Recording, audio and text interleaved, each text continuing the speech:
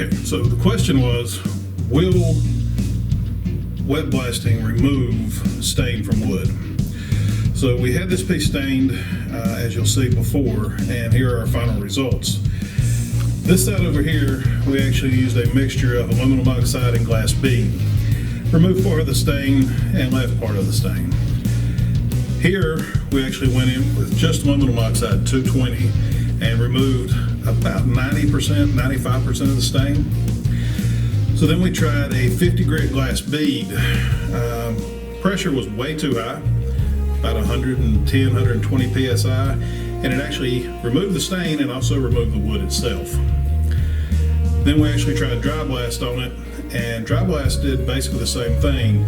It removed sections of the wood and still actually left part of the stain on there.